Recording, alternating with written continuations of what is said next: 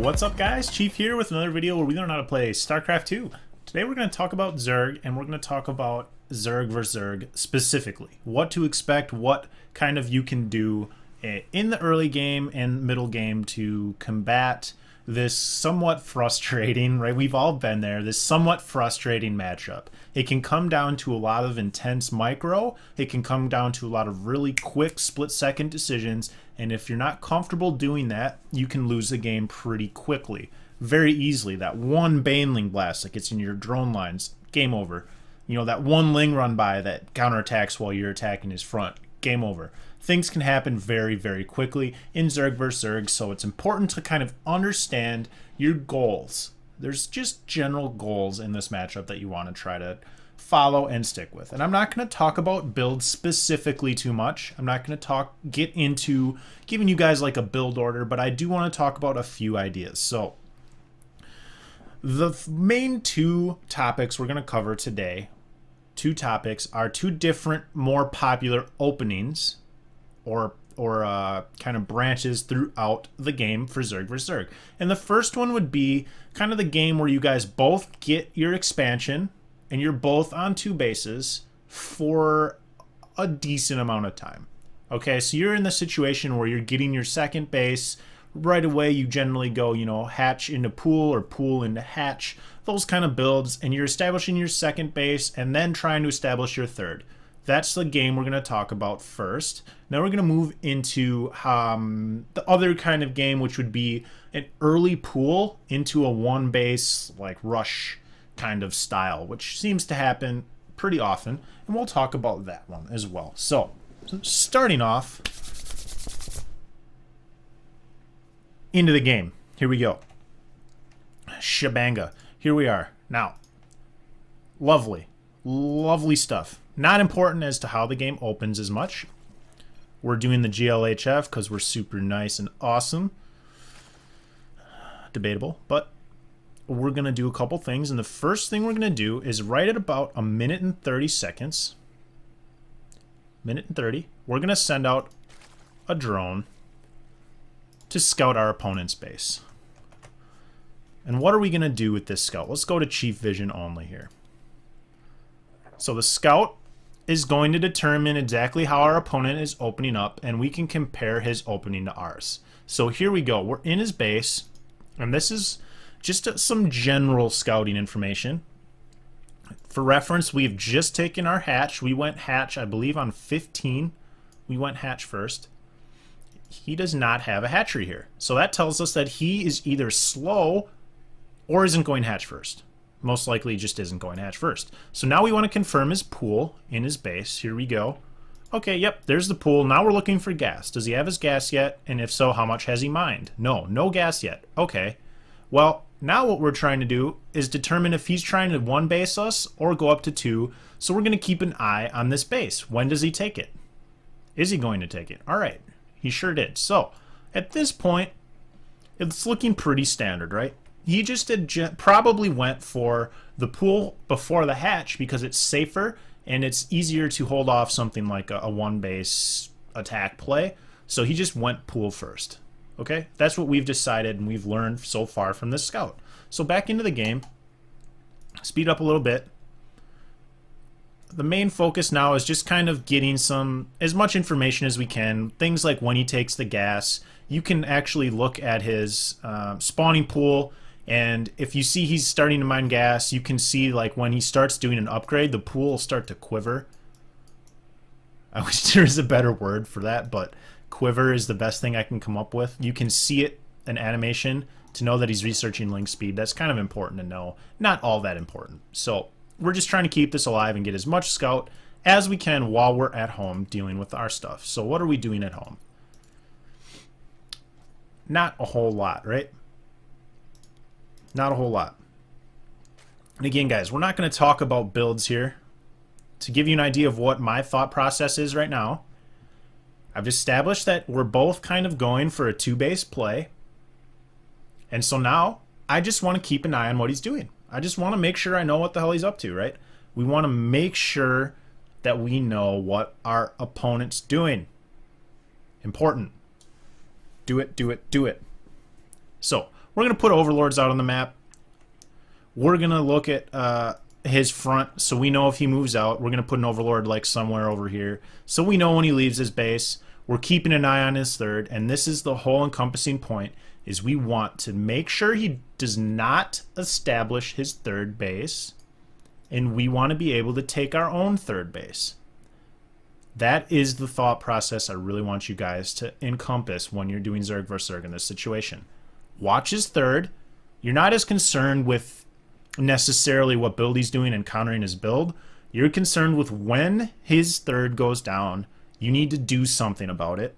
Either match it by taking your third and being defensive, waiting for his attack, or attacking, taking out his third while establishing yours so you can get that economic lead. The way I like to do that is with a roach timing push. And all that means is we're going to get things like 2 evolution chambers, our roach warren, our lair, and we're going to get a couple upgrades and make a shit ton of roaches. That's just my general outlook. I don't have an exact build for it. It's a little different every game. But the general idea of what we're trying to do is get +1/+1 for our roaches, +1 weapons, +1 armor. We're going to get this movement speed roach upgrade, which you need the lair for. So we're going to need a lair, and we're also going to need the movement speed upgrade. And sometimes you can go for burrow. That's a nice little thing to add into it. So that's what we're doing. Here we go. Getting some roaches. Now, we've established you want like something like 14 to 16 drones on minerals for each base. And then you don't need 4 gas, like 3 gas ideally I think is what you want. But I went with 4 gas for whatever reason. So that's what we're doing. Once we've done that, you're going to make nothing but roaches for this timing. And the idea is you attack when +1/+1 finishes and your movement speed. You may or may not have burrow, that's fine. And that's generally around the time that he's taking his third base and just getting it saturated and starting to defend it. And the idea is that you'll be so strong, so ahead in army supply that you can just crush that third base, kill off all those drones that he made to saturate that third base, and take your third base behind that attack. So we're attacking out, getting our third at the same time, and hopefully just getting either an outright kill or getting really far ahead. So if we want, we can just go through real fast the rest of this game. Okay, looks like he's probing up with some Lingbane. That's fine. We didn't lose anything. Nice and defended. Our +1/+1's finishing. So we're heading out. Our movement speed's about to finish. By the time we get there, it'll be close to done, right? We've started +2/+2. Not really that important to know that we're doing that, but we decided to. So here we are.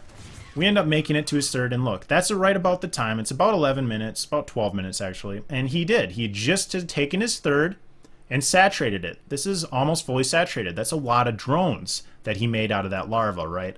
A lot of larva spent on drones. Back at home, we've just taken our third because we moved out with an attack, and we're just going to try to snipe out this third. And it actually looks like, I mean, if you look at supply here, I'm at 114, he's at 82. He calls GG. I mean, that's a pretty strong timing, right? We ended up catching him in exactly when we needed to. It went just according to plan. So there we have it. We move through. The mutas come out, I think. He has a spire somewhere. Yeah, there it is. So the mutas are starting production now, but it doesn't even matter. There's so many roaches. I have burrow. I can just hide if I need to. We've sniped 2 bases. We have our third almost done. Oh, he actually just leaves. But that's the important thing to understand, guys. Not so much exactly what I did here or what you could do there, but that could be an example for you if you want to try something like that. I find that that works really well. So let's go into the other scenario that we're just going to touch on, which would be an early pool. So something like a 6 pool, something like a 9 pool, 10 pool, where it's a very fast, aggressive rush and you have to defend it. So here we are. Lovely on the bottom spawn. Sending out the overlord.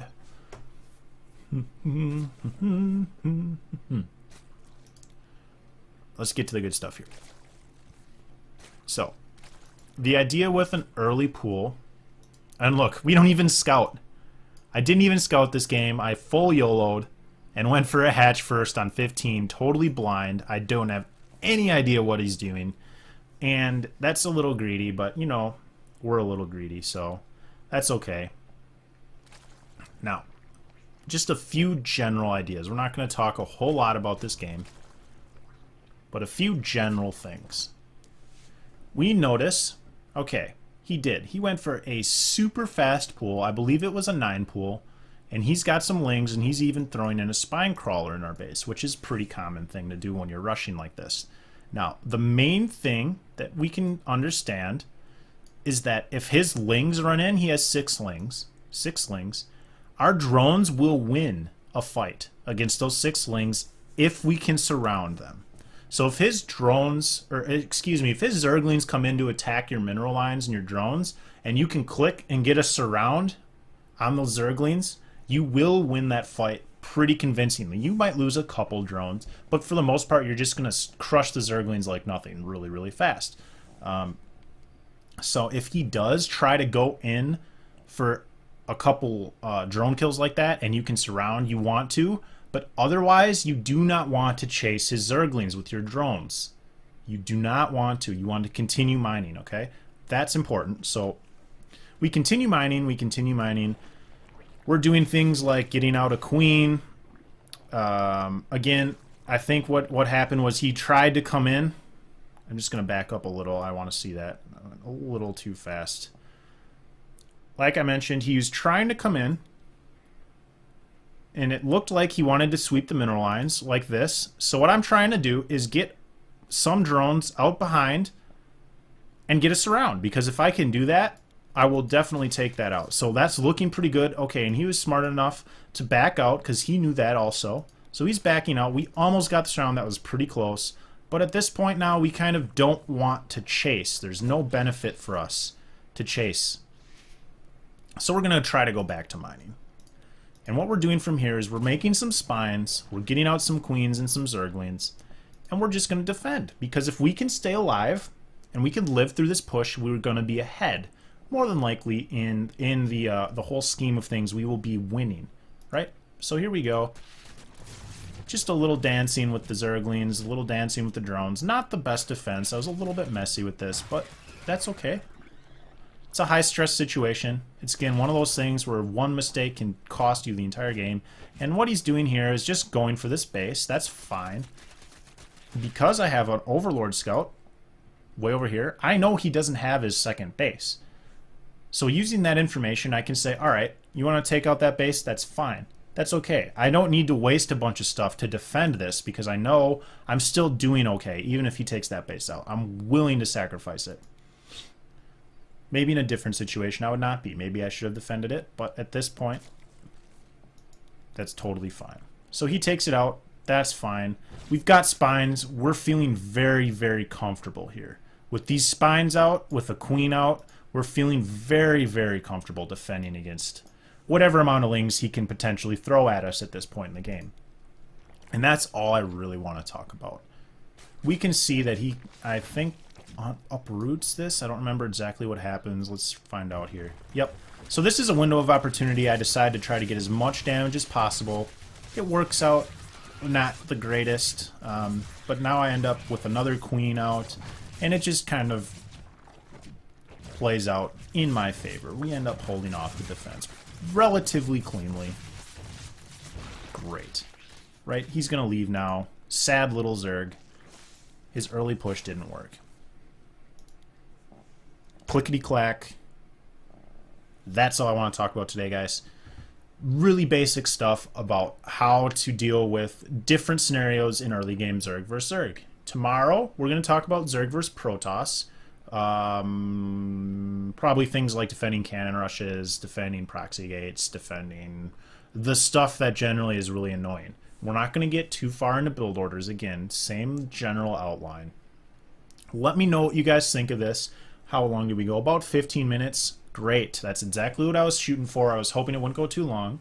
If you guys have any criticism, comments, suggestions for more videos, drop them below in the comments. Let me know what you guys think. Hope you're enjoying my video series. I make one video a day just about general topics, or whatever I can think of related to StarCraft 2. We have a little bit of a theme going on lately, but really we're just making a video a day to try to get some information out there. So hope you guys liked it. Let me know what you think. I'll see you tomorrow. Have a great day, guys, and I'll catch you soon. Bye now.